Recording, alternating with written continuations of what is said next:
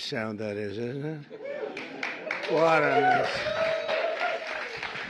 Please sit down. Hi, Scott.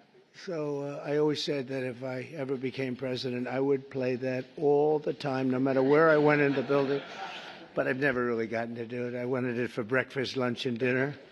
It's so beautiful. And pardon me for being late. We had a great meeting with NATO, the Secretary General, and we're going to do something a little different for this country.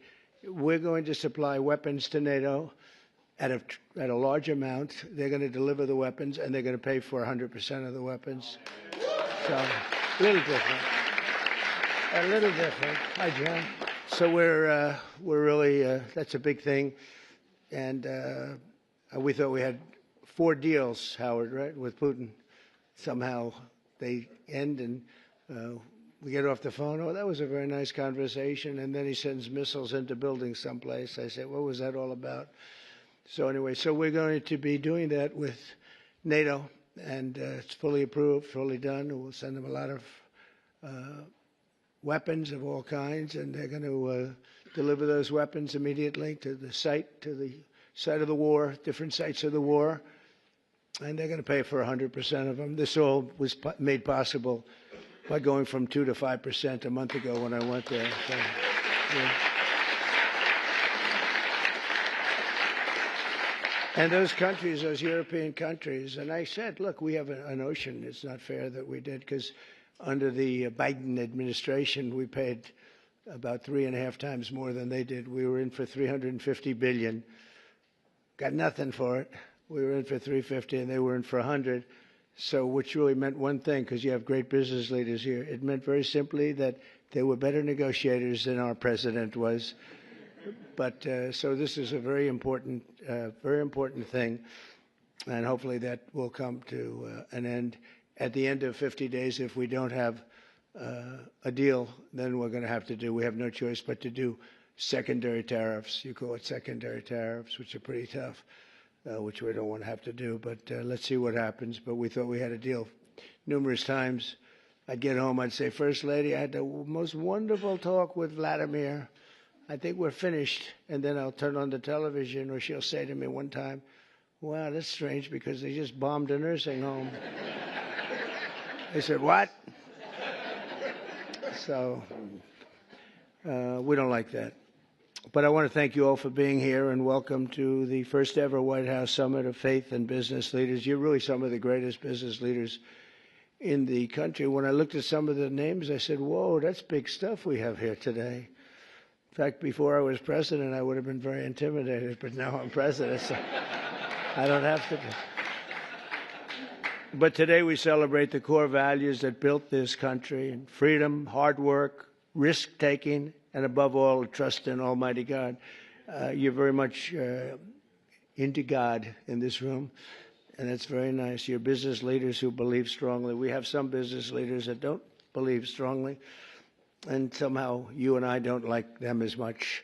But I want to thank Pastor Paula White. She's been my friend for a long time. And John for convening this incredible group. Her husband's one of the most talented musicians in the world.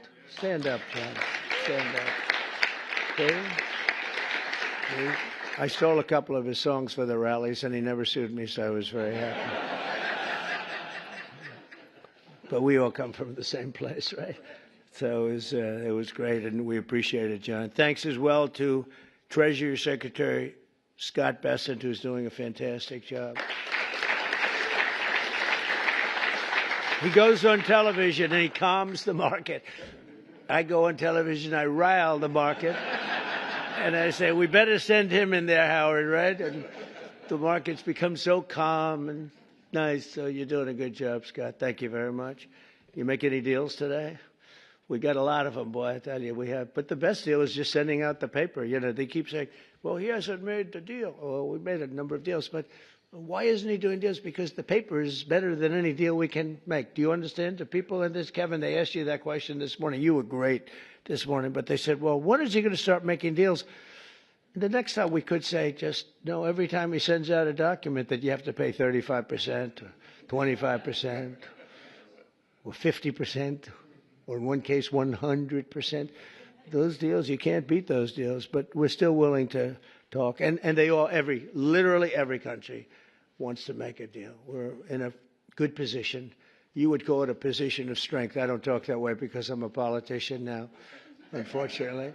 And I don't want to talk about strength. I just want to say we have to be treated fairly, because we were ripped off on trade and the military for, we protected other nations. Nobody paid us. Nobody did anything for us. Nobody helped us. And that's much different. NATO is a much different situation now. When I got in, I believe we were paying for 100% of NATO. And now they're paying, they went from 2%, but they were paying 1%. To 5% that they're paying. That's a big difference. It's about $1 trillion difference. And they're wealthy, for the most part, wealthy countries. And some of them they're among the most powerful, among the wealthiest countries in the world. So they're going to start paying, and they want to pay. And we had a great meeting about 1 month ago. That set the stage for what happened here.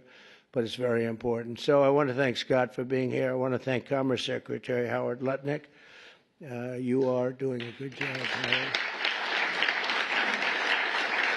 Am I right when I say I really don't want deals? I just want the paper to get sent? Right? It's true. I don't know if this is on television. Yeah, it's always on television. SBA administrator and a great person, cabinet member, a friend of mine for a long time, Kelly Loeffler. Kelly, you're doing great. She's small business, right? She only does small business, but when you add it all up, it's the biggest bank in the world by a factor of about 10, right? She's doing a great job. And director of the White House Faith Office, Jenny Korn, who's also amazing. Thanks, Jenny. From the earliest days of our republic, the steady compass of faith has guided the strong hands of American workers, builders, and entrepreneurs like really no other. Our country was founded by pilgrims and believers, and every generation since, Americans of faith have built our communities and forged new industries and enriched our country by millions and millions of people and ways. John D. Rockefeller, J.C. Penney, Charles Goodyear, Truett Cathy, and frankly, we have people I could name right in this room sitting here that their names are every bit as big as that. They were inspired by their love of God, and now the proud tradition continues with all of you. And this group reminds us, as a nation that prays is a nation that prospers.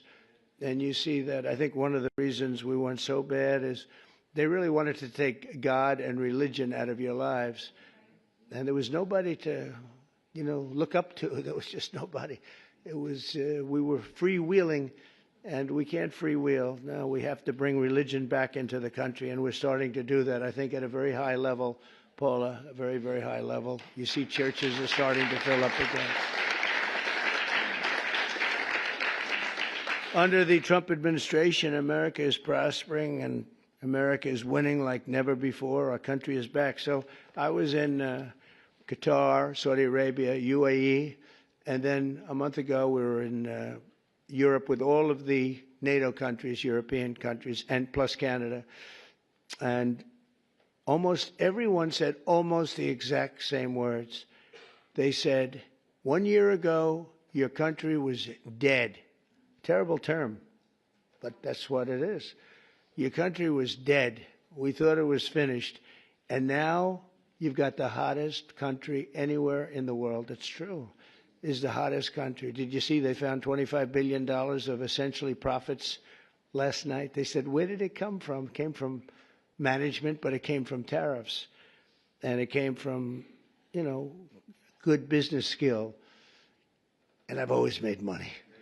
Now I'm making it for you people.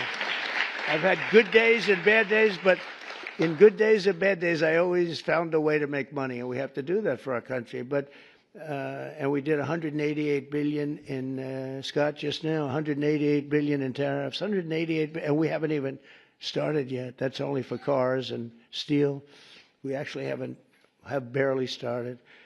The economy is roaring, business confidence is soaring, incomes are up, prices are down, and inflation is dead.